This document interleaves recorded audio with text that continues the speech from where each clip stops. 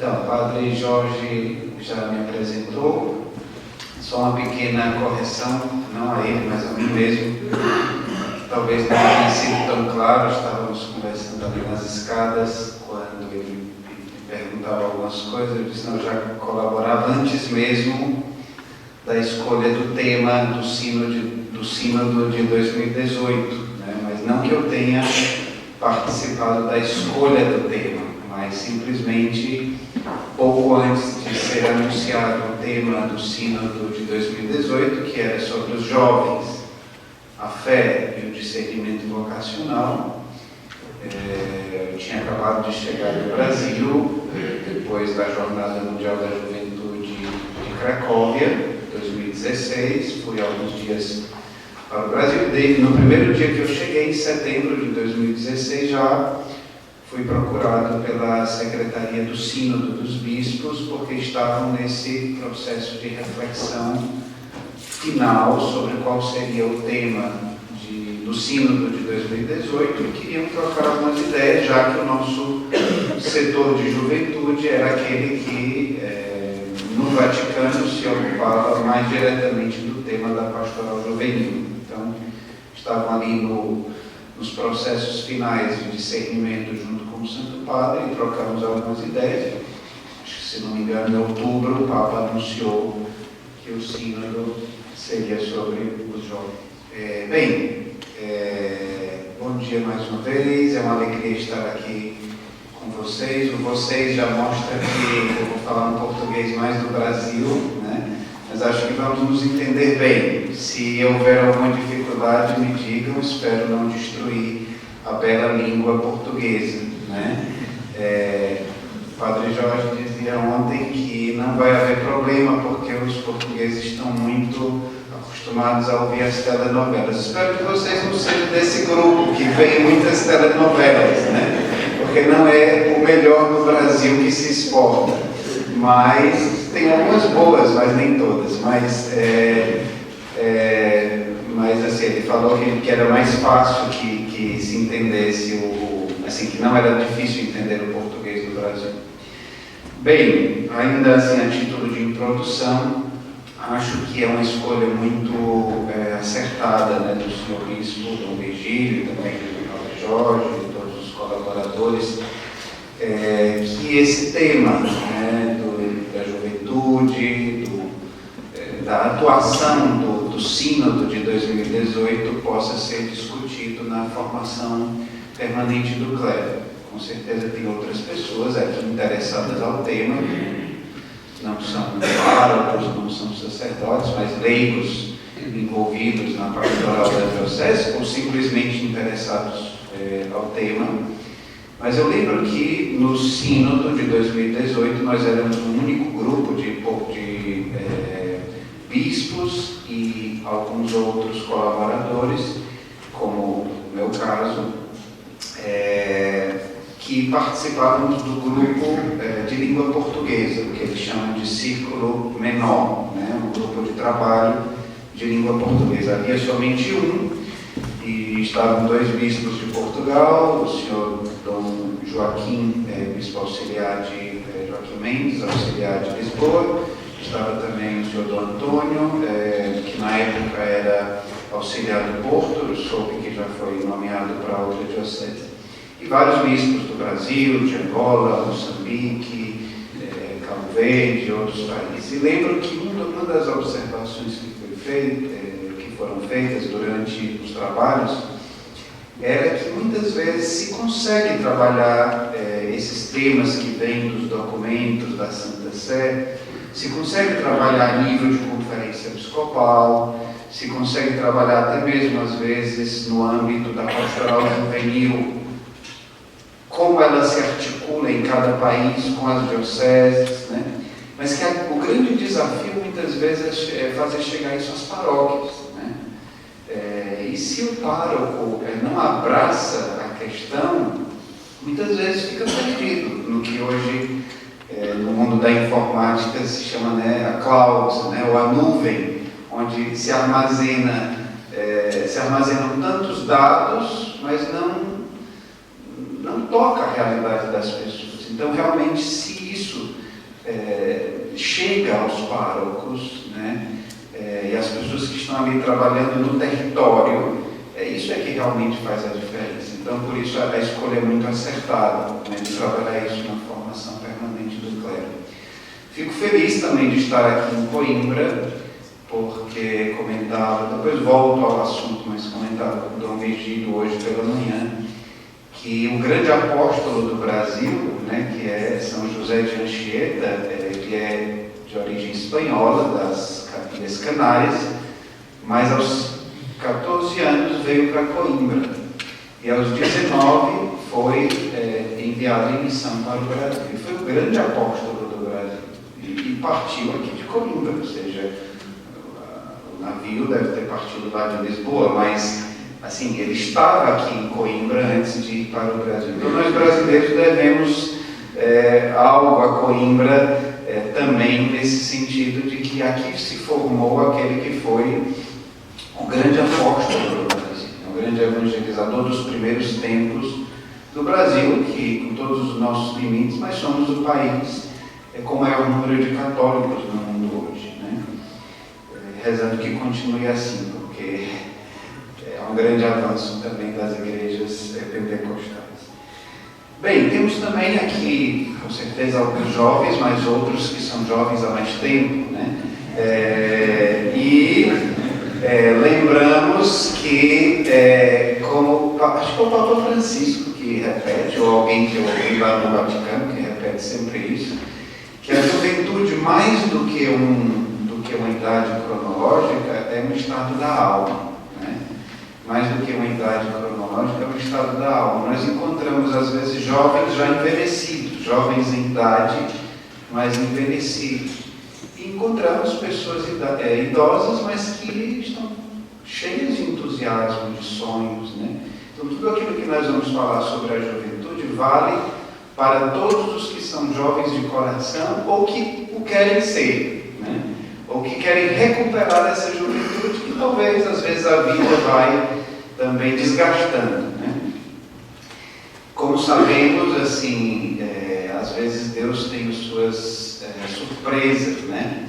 Imagina os dois últimos papas, né? Papa Francisco, que já com quase 80 anos, ou um pouco mais, agora já não lembro, acho que perto dos 80, não agora, quando ele foi eleito. Quando ele foi eleito Papa, já estava para se aposentar, né, para, como se diz aqui, reformar, e praticamente começa a missão mais desafiante, talvez a mais importante da sua vida, né? Na Bíblia também nós temos exemplos como Moisés, como Abraão, que são chamados por Deus já numa idade avançada, né? E dois dos grandes nomes da história do povo. Então, se você já tem seus 70, já está na faixa dos 60, 70, 80, não sei se tem alguém aqui na faixa dos 90, mas não pense que já viu tudo que tinha que ver na vida, né? Deus pode chamar em idade também avançada para novos projetos. Padre, mas eu já estou para mim, já sou reformado, aí eu já estou para reformar, né? Mas Deus pode me confiar algo ainda nessa vida, algo importante, né? Nunca pensemos que já vimos tudo que tínhamos que ver de Deus e das coisas de Deus, né? Bem, vamos passar um pouco então para o nosso tema, né? Ainda não está sendo projetado isso. Bem, o Padre Jorge, algumas semanas atrás, não sei se é aproximadamente mais um mês, insistia comigo para que eu desse um tema para essas partilhas, né, que nós vamos fazer. E eu disse, Padre Jorge, eu não tenho não o tema, eu sei o assunto, né, que é sobre a Cristo Vive, mas o tema assim, específico ainda não pensei, porque ainda não comecei a preparar, tinha outras coisas para preparar antes disso. E ele eu sugeri alguma coisa, ele pensou também em algo, pôs aí um tema, mas esse tema que vocês receberam na preparação aí foi mais um tema bem geral. Acho que nós vamos entrar muito mais naquilo que está escrito aí, que vocês podem ler. Uma citação do Papa Francisco, vocês podem ver nessa imagem ele abraçando uma jovem portuguesa. Para que Felipe me ajude, essa é a Catarina, né? Sim, sim. Logo atrás dela tem o João, que eram dois jovens portugueses que estavam no Fórum Internacional de Jovens, um evento pós-sinodal que o nosso dicastério organizou em junho do ano passado. E no encontro, na audiência que tivemos com o Papa Francisco, foi feita essa bela foto da Catarina, jovem portuguesa que abraça o Papa. E nessa ocasião, falando para os jovens, um grupo de aproximadamente 300 jovens, o Papa disse isso: eu gostaria que houvesse uma grande harmonia entre o percurso para a Jornada Mundial da Juventude em Lisboa, 2022, e o caminho pós-sinodal, que é o caminho de atuação das propostas do Sínodo de 2018. O Papa falou isso, nós vamos voltar ainda a esse tema. Então, eu acho que esse poderia, não sei se diz que existe uma arte de dar temas, né? Às vezes esses pregadores ou conferencistas, professores de universidade, às vezes existe uma arte maior em dar um tema bonito do que no próprio conteúdo que dão. Então, não sei se esse aqui é muito artístico, muito bem elaborado, mas é uma citação do Papa Francisco. Então, nós, como o Padre Jorge já dizia, nós vamos refletir esses 2 dias sobre o Sínodo de 2018, mas no contexto de um país como Portugal, que se prepara para acolher uma Jornada Mundial da Juventude. Passando o mesmo passo. Desculpa, eu não sou muito prático. Onde é que ok. 2 breves premissas para aquilo que nós vamos conversar. Primeiro, o Papa Francisco tem uma frase dele que eu gosto muito, que ele diz o seguinte: nos teus olhos eu encontro as minhas palavras. Né? Foi até lançado um livro dele, organizado pelo Padre Espadaro, jesuíta, sobre esse tema. São homilias dele, pregações dele, quando ele ainda era arcebispo de Buenos Aires. Como vocês veem, o Papa não gosta muito de, nos seus encontros com as pessoas, ler um texto. Né? Ele gosta desse contato visual, de olhar nos olhos das pessoas, em vez de estar lendo um texto. Eu acho que é uma coisa também que eu prefiro fazer, porque é exatamente olhando para vocês que às vezes a gente readapta o nosso discurso aqui, né? Eu preciso levar em conta quem está na minha frente, com quem eu estou dialogando, com quem eu estou falando, para perceber também aquilo que me interessa mais, quando os olhos brilham, quando há uma reação àquilo que a gente fala. E não somente assim, ler um texto sem perceber aquilo, sem nenhuma crítica a quem o faz, mas são estilos, né? Mas em vez de, ou seja, se eu não tenho esse contato visual, eu não percebo como vocês estão reagindo àquilo que eu estou falando.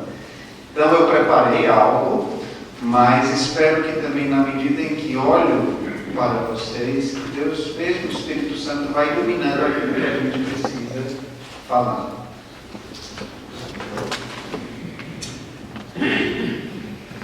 E uma outra coisa que diz no número 122 do documento final do Sínodo é nas relações com Cristo, com os outros, na comunidade que se transmite a fé.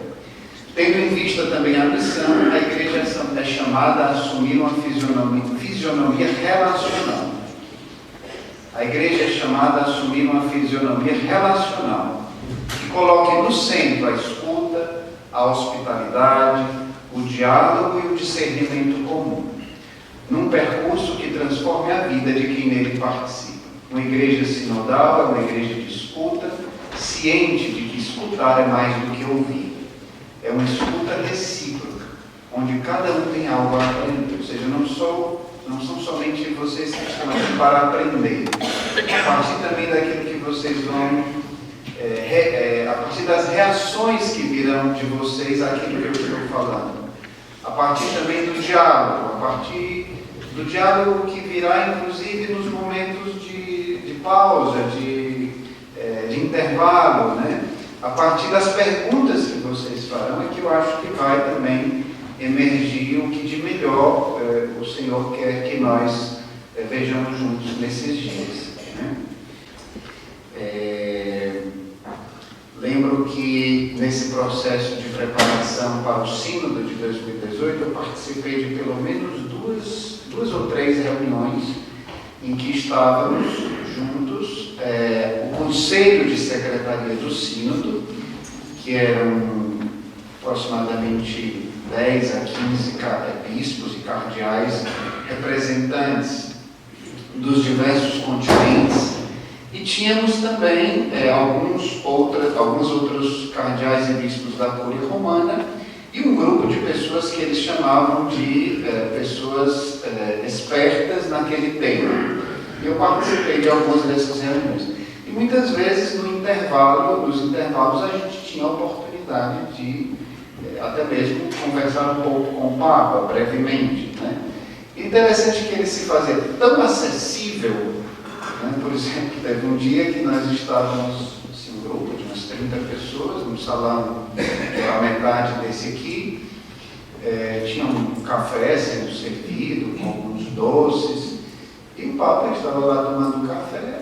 Eu pude me aproximar e falar rapidamente com ele. Mas essa acessibilidade dele, essa proximidade, fazem exatamente com que as pessoas percam também aquela coisa de querer avançar para tocar, porque assim, é tão natural a presença dele no nosso meio numa ocasião como essa. Lógico que isso não pode ser feito da mesma maneira quando estão multidões, mas é tão simples e tão natural, espontâneo, que a gente vai, conversa, troca algumas palavras, mas ninguém também tem a coragem de ficar ali monopolizando a conversa, porque sabe que tem outras pessoas também que querem conversar um pouco, e ali acabávamos trocando algumas ideias bastante interessantes, né?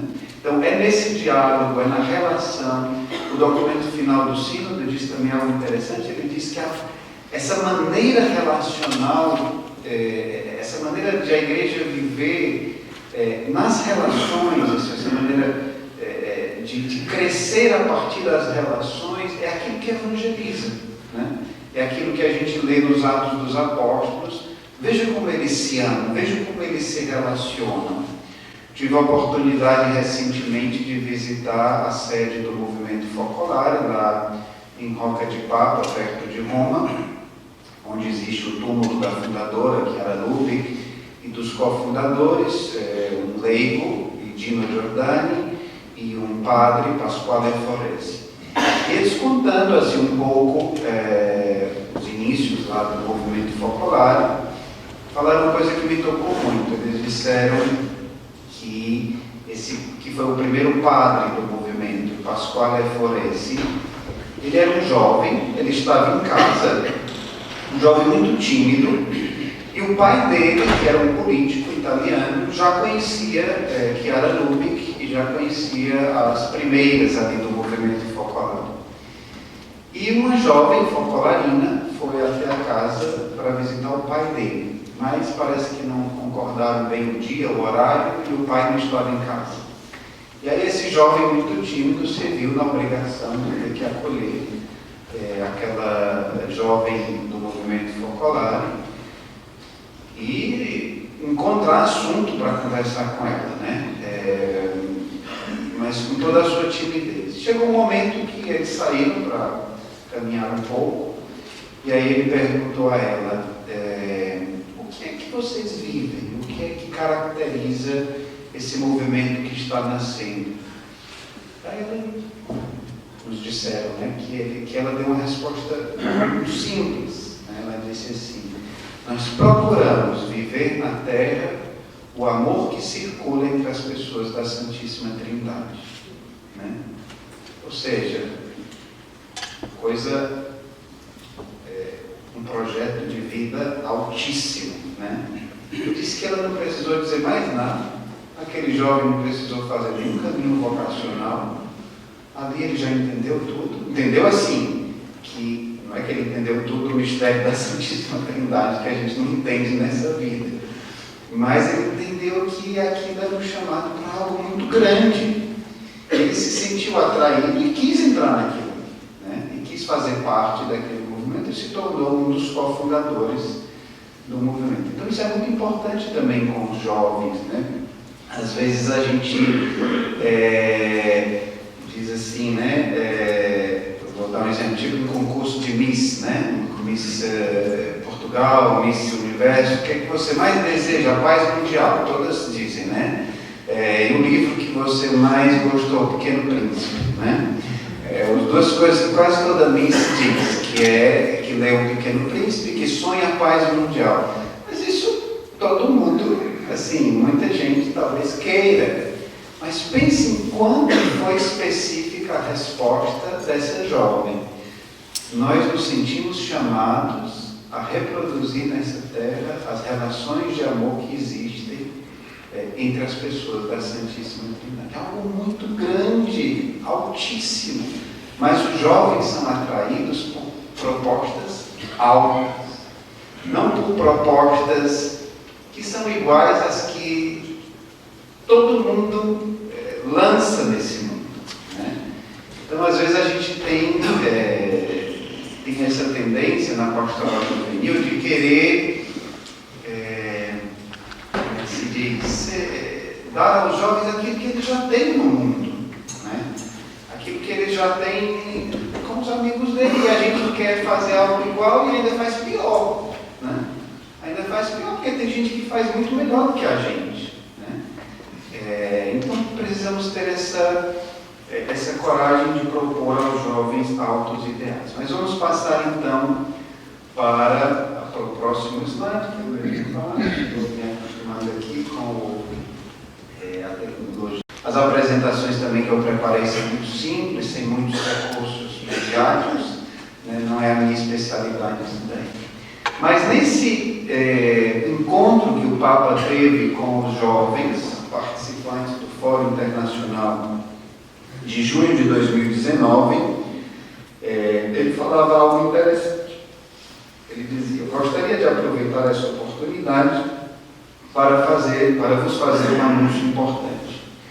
Como sabeis, o caminho de preparação para o Sínodo de 2018 coincidiu em grande parte com o percurso rumo à JMJ do Panamá, que só se realizou 3 meses depois do Sínodo.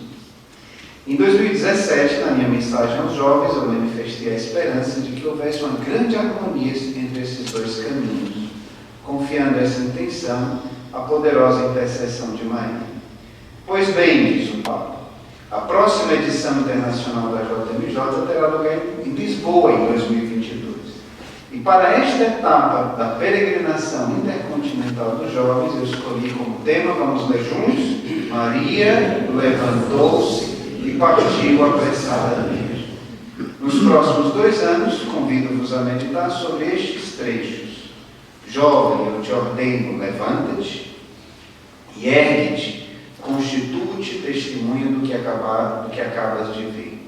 Assim também, desta vez, gostaria que houvesse uma grande harmonia entre o percurso para a JMJ em Lisboa e o caminho pós-sinodal. Não ignoreis a voz de Deus que vos impele a levantar-vos e a seguir os caminhos que Ele preparou para vós. Com Maria e juntamente com ela, sede todos os dias portadores da sua alegria e do seu amor. Maria levantou-se e, apressada e rapidamente, foi visitar a sua prima. Sempre prontos, sempre velozes, mas sem ansiedade, né? Sempre prontos, sempre velozes, mas sem ansiedade. Vocês devem lembrar, quem acompanha um pouco o caminho das Jornadas Mundiais da Juventude, que uma das frases mais fortes do Papa na jornada de Cracóvia foi que os jovens não poderiam ser jovens de sofá, que ficam acomodados no sofá, mas precisavam colocar as sandálias para pôr-se em caminho. Isso foi uma imagem que marcou muito durante a jornada de Cracóvia. E nós sabemos que essa é uma das leis da física, a lei da inércia, né? Que essa é uma das, das tendências, das tentações que nós temos muitas vezes, e que isso acaba também tocando muito o campo da pastoral. Aquilo que o Papa diz, sempre se fez assim, né? A dificuldade de mudar, né? De ser flexíveis, de descobrir novos caminhos, a tentação constante de acomodar-se. Não sei se tem mais algum biblista, Dom Virgílio saiu, né? Se eu disser alguma coisa errada aqui, ele poderia me corrigir, mas se tiver algum outro biblista aqui, me corrija se eu disser algo errado. Mas uma vez eu escutei de um professor de Bíblia que a imagem de Caim e Abel no Gênesis é uma imagem que quer refletir um pouco sobre isso. Porque tem quando Caim e Abel fazem as suas ofertas a Deus, diz que Deus se agradou mais da oferta de Abel. E a gente diz, eu pensava assim, mas que capricho de Deus, por que ele gostou mais da oferta desse e não do outro, né? E por detrás daquilo, uma vez eu ouvi de um biblista que existe toda uma compreensão um pouco da história do povo de Deus. Porque qual era a profissão de Caim? Ele era o quê? Ele era pastor de ovelhas. E ele ofereceu a Deus frutos do seu rebanho, né? Assim, ofereceu a Deus ovelhas do seu rebanho. Não, é o contrário. Caim era agricultor e ele ofereceu frutos da terra. E Abel era pastor e ofereceu do seu rebanho. E por detrás disso existem dois conceitos fundamentais, concepções de trabalho, porque o agricultor ele precisa do que para poder realizar o seu trabalho? Ele precisa de uma terra. E para que eu tenha uma terra e eu cultive a terra, eu preciso de quê? De estabilidade. Se aquela terra eu tenho hoje, mas não a tenho amanhã, eu não tenho como esperar os tempos da natureza. Então o agricultor ele precisa de estabilidade. Enquanto que o pastor ele está sempre a caminho. Então, o que agrada a Deus? Pessoas que estão sempre em caminho. Não pessoas que se instalam e ali ficam para sempre. Né? Então, isso está por trás também de todo um pouco por trás do tema das Jornadas Mundiais da Juventude, que nos conduzirão até Lisboa em 2022. Todas as três, ou seja, 2020, que é uma jornada diocesana, 2021, que também é diocesana, e 2022, que é uma jornada internacional, todas trazem no seu tema o verbo levanta-te. Né? Em outras palavras, levanta-te e põe-te a caminho. E qual é a ligação que isso tem com Cristo vive? Para quem estudou, eu não sou bom em grego, mas quem estudou grego sabe que o mesmo verbo para ressuscitou é o que se usa para pôs-se de pé. Né? Então, quando se diz levanta-te, é como se dissesse também ressuscita, volta a viver. Né? Volta a viver. Cristo vive e quer viver em ti, que é a mensagem do Papa já no primeiro parágrafo da Cristo vive. Uma outra coisa bíblica interessante é aquela passagem de Oséias que diz: eu te levarei ao deserto e ali eu te falarei ao coração. Por quê? Por que Deus leva ao deserto? Porque foi no deserto que o povo de Deus se entendeu como povo. Até então, eles eram o quê? A família de Jacó, que foi para o Egito, porque havia um período de grande carestia, ali se multiplicou e tinha uma organização de clãs familiares. Mas Israel não, o povo de Israel não se entendia ainda como um povo, como uma nação. E é no deserto, caminhando juntos, vivendo as dores e as alegrias daquele período do deserto, que o povo se entende como povo, como uma unidade. E é ali naquele período do deserto que eles fazem aliança com Deus, a aliança do Sinai, e recebem os mandamentos. Então é ali que se forma o povo, um povo em caminho. Então faz parte da natureza do povo de Deus ser um povo em caminho. E o que é que significa a palavra sínodo? A palavra sínodo você pode dividir em duas, voltar ao original grego, a origem da palavra, sim, rodos. Sim significa juntos, né? E rodos, caminho. Então, a palavra sínodo significa caminhar juntos, né? Caminhar juntos. E o que é a Jornada Mundial da Juventude? Senão uma peregrinação intercontinental, como dizia São João Paulo II. Então estão profundamente interligadas. A natureza da igreja, que é uma natureza de um povo em caminho. Tanto é que nos Atos dos Apóstolos, a igreja nascente ela era chamada a via, o caminho, né? Porque a igreja na sua natureza, ela é um povo que caminha. Então existe uma profunda ligação entre a natureza da igreja, que é um povo em caminho, entre o conceito de sínodo, que é caminhar juntos, e a Jornada Mundial da Juventude. O que é que nós queremos dizer com isso? Que a Jornada Mundial da Juventude para Portugal, né, pode ser uma grande oportunidade de redescoberta da própria natureza, como igreja, de ser um povo em caminho, um povo que não se deixa acomodar, um povo que está sempre em saída. Eu acho que deve ser o próximo slide aqui, se eu não me engano, quando esse foi um encontro que houve em Fátima, em 2005. Foram as 4ª Jornadas Nacionais da Pastoral Juvenil, 25 e 26 de setembro de 2015 em Fátima, e o tema era o jovem em saída, ou o jovem tem saída, né?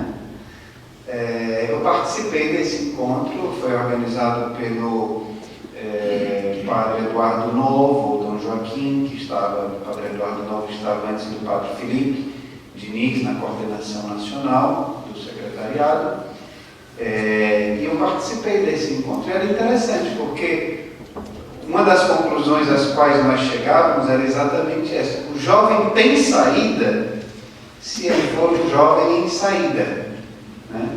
Se ele for um jovem que se põe a caminho, porque qual é a grande... O jovem por natureza ele tende um pouco à radicalidade, né? Seja no sentido, por exemplo, da fé, ou ele adere fortemente à fé, ou ele se afasta de todo. E uma das coisas que tem deturpado muito a nossa juventude hoje é essa mornidão, né? Que é exatamente roubar a juventude da sua característica, uma das suas características mais fortes, que é essa da radicalidade, assim, de opções radicais, de opções fortes, né? De opções por aquilo que é exigente, seja de um lado ou seja de outro, né? O jovem tende, às vezes, até aos extremos, né? Então isso é muito importante, a gente não deixar que roubem dos jovens a sua juventude. E por isso eu queria ainda...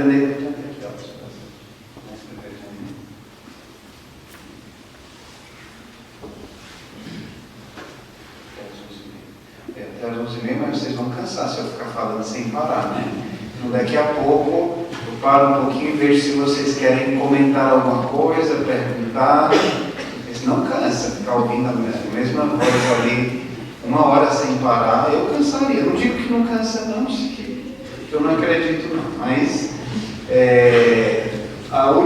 algumas últimas coisas antes de abrir um pouco para... que eu já vou desobedecer aqui ao Padre Jorge, que diz que o diálogo é na segunda parte. Nós vamos dialogar já agora um pouquinho também.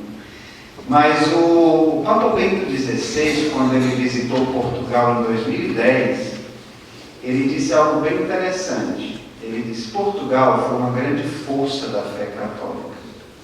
Levou essa fé a todas as partes do mundo. Uma fé corajosa, inteligente e criativa. Soube criar uma grande cultura. Isso nós o vemos no Brasil, no próprio Portugal, assim como na presença do espírito português na África ou na Ásia. É uma frase importante essa do Papa Bento XVI, o Papa Emérito, que fala um pouco da própria identidade do povo português, né? E refletindo sobre isso, por dizer uma coisa que não é novidade para ninguém, mas eu acho que poderíamos dizer que o período áureo da história portuguesa foi aquele de um país em saída. Posso dizer isso? Que o período áureo da história portuguesa foi exatamente quando Portugal se entendia como um país em saída, em caminho, mesmo que esse caminho significasse caminhar sobre as águas, com os navios e as grandes navegações, o período das descobertas. Foi um dos períodos talvez mais áureos da história do povo português.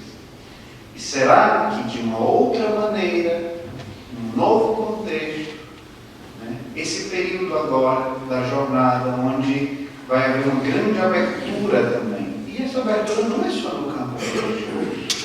Eu lembro quando na jornada do Rio, o governador do estado do Rio e o prefeito, nós dizemos prefeito no Brasil, aqui é o presidente da Câmara, né?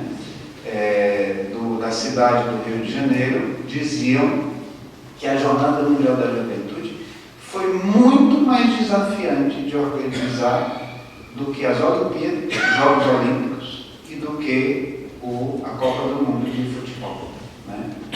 Tinha sido muito mais desafiante e trouxe muito mais gente para o Rio de Janeiro do que esses dois eventos que têm uma projeção mundial, né?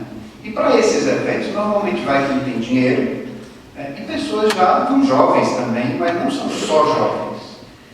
Enquanto que na Jornada Mundial da Juventude, acho que 95% ou 98% dos que vão para a jornada, dos que vêm para a jornada, no caso aqui em Portugal, são jovens. E foram feitas pesquisas, por exemplo, quando houve a Jornada Mundial da Juventude em Roma, no ano 2000, que muitos desses jovens depois voltam para o país, né? Então isso tem consequências até mesmo no campo econômico, do turismo, né? Da ligação que se cria entre o país e o resto do mundo. Então isso abre, a jornada pode ser uma oportunidade para Portugal, não somente no âmbito religioso, mas no âmbito inclusive civil, de uma nova injeção de ânimo, no sentido de voltar a entender-se um país em saída, um país de portas abertas, mas também um país que se projeta em todas as direções do mundo atual. Tem uma coisa que eu li também, voltando um pouco sobre a parte bíblica, que não é a minha especialidade, mas eu tento pegar um pouco de quem é especialista. Uma vez eu li que em hebraico o conceito de mover-se para e o conceito de Deus coincidem, porque todos os dois partem dessa pequena partícula linguística El. Quase tudo aqui, assim, Elohim, né, que é um dos nomes que se utiliza para Deus. E muitos dos títulos de Deus, e até nomes próprios, como Daniel, Samuel, Gabriel, todos esses nomes têm essa partícula El, que é o nome de Deus, né? Mas essa partícula, ela também significa mover-se para. E comentando outro dia na minha comunidade, um jovem que estava estudando filosofia, que estava estudando filosofia, o padre é interessante, né? Porque o conceito de Deus dos filósofos gregos era de um Deus estático, né? Enquanto que na religião hebraica, o conceito de Deus é exatamente um conceito que implica a ideia de movimento, né? De pôr-se em movimento. então estamos chegando aqui a uma conclusão da introdução, né? Queria falar um pouco desse que foi o apóstolo do Brasil, São José de Anchieta. Como já disse, ele era de origem espanhola, das Canárias, transferiu-se a Coimbra aos 14 anos para estudar, entra aqui em Coimbra nos jesuítas e aos 19 anos é enviado em missão para o Brasil. E na missa de ação de graças pela canonização de São José de Anchieta, sacerdote da Companhia de Jesus, vamos ver um pouco o que diz a homilia do Papa Francisco. Ele diz algumas coisas que eu acho que entram um pouco também nesse nosso tema. Ele diz assim: é mais fácil, comentando o evangelho daquele dia, que era um evangelho, se eu não me engano, era aquele dos discípulos de Emaús, que é muito ligado à Jornada Mundial da Juventude e também ao Sínodo, foi uma das imagens mais fortes do Sínodo. Ele diz: é mais fácil acreditar num fantasma do que em Cristo vivo. É mais fácil ter um necromante que nos prediz o futuro, que nos lê as cartas, do que ter confiança na esperança de um Cristo vencedor, de um Cristo que venceu a morte. É mais fácil uma ideia, uma imaginação, do que a docilidade a esse Senhor que ressuscita da morte. E só Deus sabe para que Ele nos convida. Esse processo de relativizar tanto a fé acaba por nos afastar do encontro, distancia-nos da carícia de Deus. É como se nós destilássemos a realidade do encontro com Jesus Cristo no alambique do medo, no alambique da segurança excessiva, do desejo de controlarmos nós mesmos o encontro. Os discípulos tinham medo da alegria, e também nós. Os jovens, às vezes, nos causam medo. Uma vez, numa das reuniões dessa secretaria, do Conselho de Secretaria do Sínodo, alguns bispos e cardeais comentavam que muitos dos padres das suas dioceses não queriam trabalhar na pastoral juvenil, né? E aí a gente foi conversando um pouco e querendo descobrir o porquê. Lógico que a resposta que eu vou dizer aqui não é exaustiva, não é completa, mas os jovens, eles nos desinstalam, os jovens nos incomodam, né? Os jovens eles nos desafiam, né? Os jovens eles não aceitam incoerências, né? Não aceitam meias medidas, eles exigem muito da nossa atenção. Também é desafiante lidar com os jovens, né? Principalmente se eu quero permanecer na minha inércia, na minha comodidade, no estilo de vida que eu costumo levar. Não é fácil lidar com os jovens. Eu lembro que há 2 anos atrás, a minha comunidade organizou um acampamento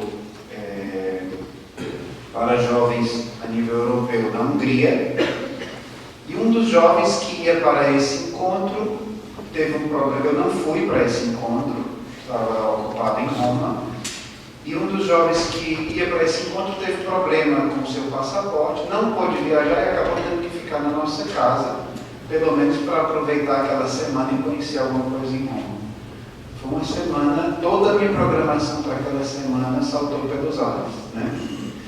Porque eu chegava do trabalho, em casa, e esse jovem já estava assim, como diz lá na minha terra, no Ceará, no Brasil, mais ligado do que fiação de quermesse, né?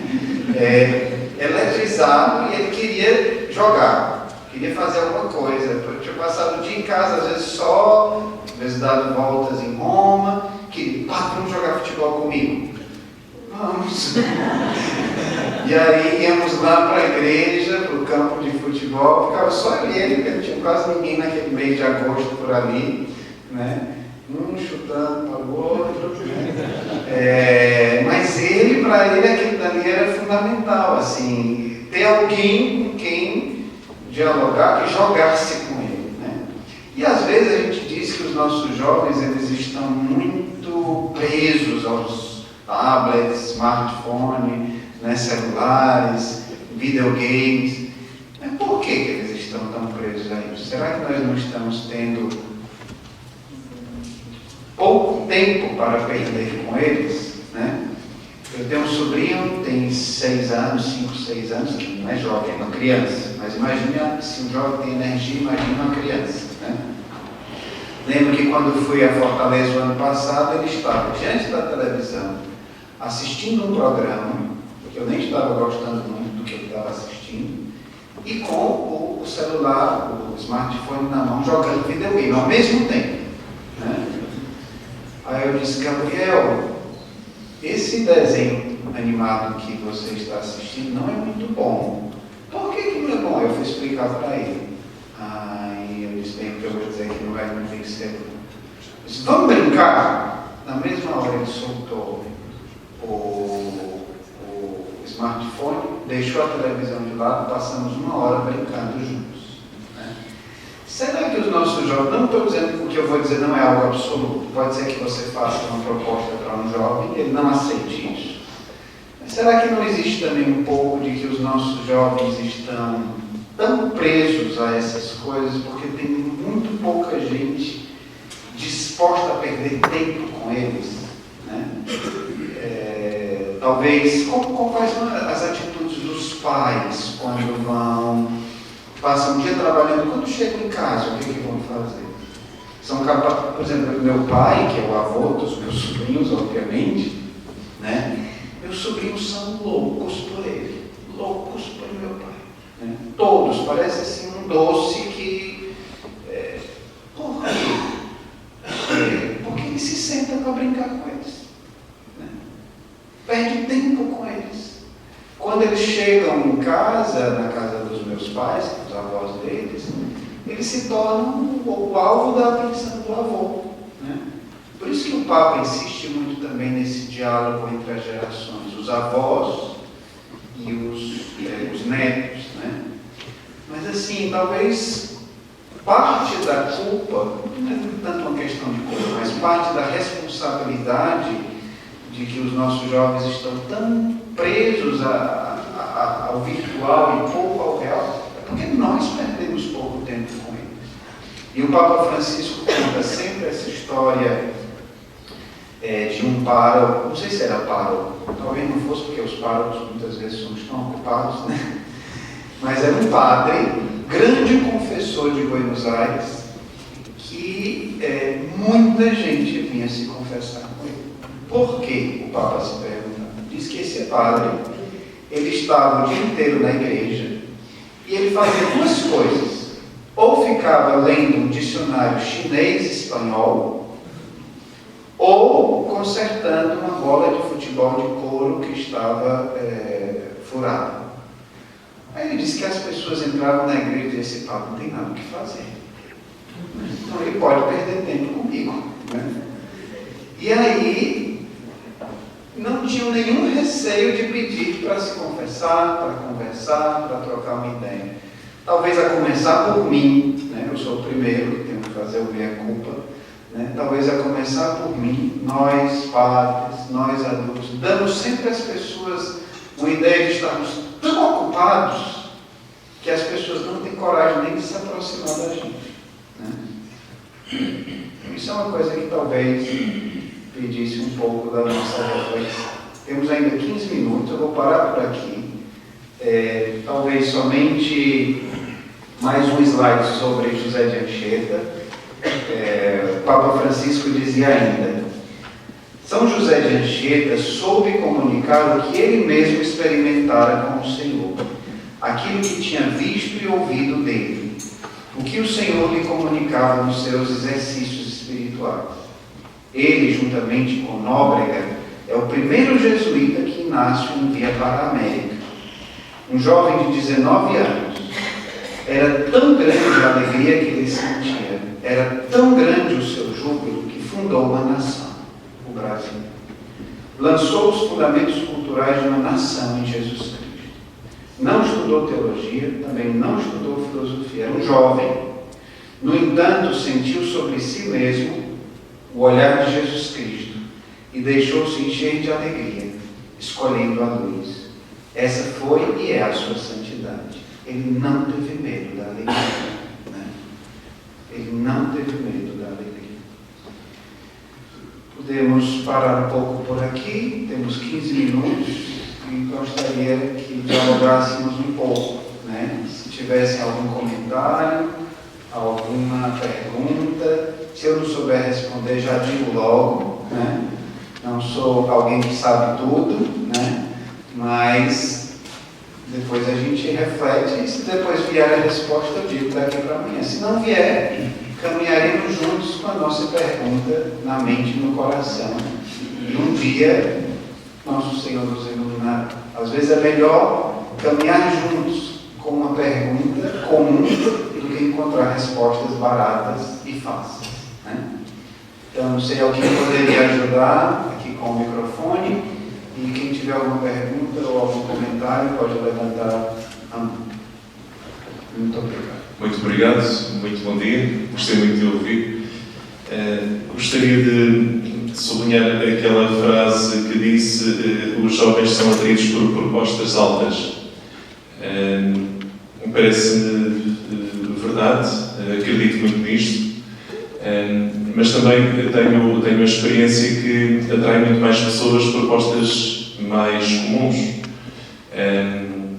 Então a pergunta que faço é esta: como é que acha que podemos fazer este caminho entre aquilo que são as propostas que têm mais pessoas e aquelas que são de facto mais elevadas e que são mais significativas de facto para os jovens?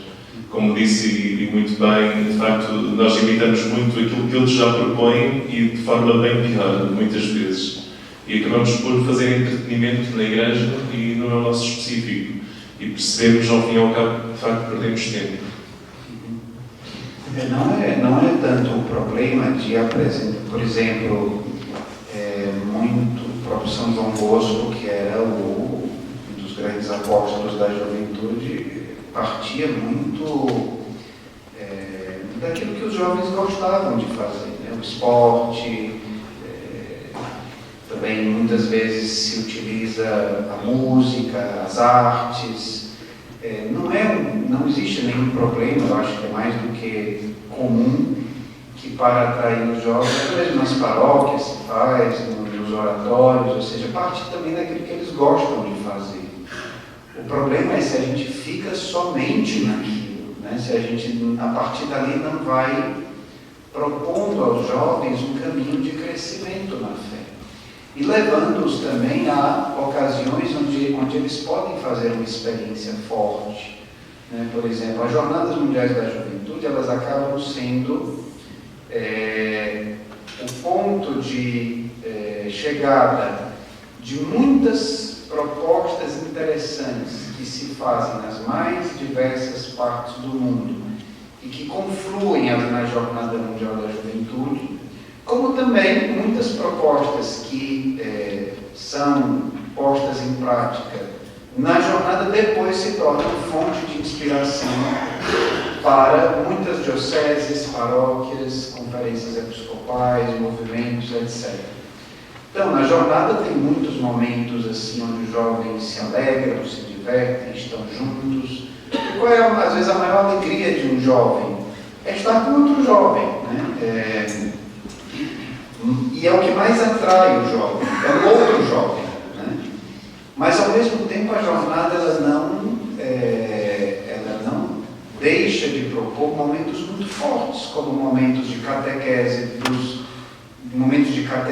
com os jovens, muitas vezes encontro entre o bispo e o jovem, momentos de adoração ao Santíssimo Sacramento. Quantas pessoas comentam que na jornada Mundial da Juventude, um dos momentos mais fortes é a adoração ao Santíssimo durante a vigília, quando às vezes centenas de milhares, para não dizer milhões de jovens são capazes de fazer um silêncio, que o cardeal Fara, que é o prefeito lá do nosso dicastério, dizia que na Jornada Mundial da Juventude do Panamá, que era próxima de um aeroporto, você escutava o barulho dos aviões que passavam, né? Porque não que seja difícil escutar o barulho do avião, mas um avião que vinha já bem alto, né? Você escutava, como na Jornada do Rio, durante a adoração, era bonito escutar o barulho das ondas do mar de Copacabana, né? Então, se os jovens estão fazendo barulho ali, você não ouve isso. Mas assim, a proposta de uma adoração, a proposta de uma catequese, né? Às vezes, me lembro de uma vez eu fui a um encontro na França e um jovem me disse assim: padre, vocês trabalham lá no Vaticano, vão muitos bispos, diga para os bispos que, por favor, falem para as pessoas que trabalham com a pastoral juvenil nas dioceses que não deixem de nos dar conteúdo sólido. Ele disse: eu passei anos num grupo paroquial lá na França, e a única coisa que eu aprendi da Bíblia foi uma música, uma canção que tratava de Jonas e a baleia, né? Depois de anos, tudo mais era outros assuntos, mas pouca coisa da Bíblia, de Deus. Também precisamos falar de outras coisas. Os jovens se interessam por temas sociais, ecologia, outros. Não podemos só. Teve uma diocese que eu conheço na Itália, que no dia da beatificação de uma jovem, um momento fortíssimo onde se poderia fazer uma coisa muito bonita com os jovens da diocese, talvez um momento forte de espiritualidade, como durante o tempo de animação, antes da cerimônia, colocaram uma música de um artista brasileiro, que é um dos que talvez não vamos, se fizeram assim de envergonhados, mas não foram, porque sabem, eles não sabiam nem o que a música estava dizendo, né? Mas às vezes acham que para entreter os jovens precisam dar a mesma coisa que o mundo dá, assim, aquilo ele já tem no mundo, né? Ou um outro grande evento que eu fui, que durante um momento de animação se colocava as músicas da Amy Winehouse. Talvez assim possa colocar assim, mas sim, é como se a gente quisesse dar para os jovens o que eles já têm no mundo. Então, não sou contra assim, utilizar aquilo que eles gostam, aquilo que eles... mas de não ficarmos somente nisso, de levá-los a um caminho progressivo, né? De dar um conteúdo cada vez mais rico e profundo. Lógico que se você faz só o contrário também, não vai atrair, porque se você chega, vai dar para os jovens, assim, convida, a primeira coisa que você organiza na sua paróquia o que o Padre João falou sobre o jovem focolarino que foi atraído porque lá se buscava viver a riqueza das relações trinitárias. Então isso me deu uma ideia. Eu vou propor na minha paróquia jovem chamado a reproduzir sobre essa terra as relações de amor da Santíssima Trindade. Talvez não vá ninguém, né? Assim, não é todo mundo que talvez é atraído como aquele jovem focolarino há décadas atrás, né? Então assim, tem que ter um equilíbrio, né? Assim, a minha comunidade, por exemplo, a Shalom, ela nasce no Brasil nos anos 80 a partir de um desejo de atrair os jovens que não gostavam de ir para a igreja. E o que é que se procurou fazer?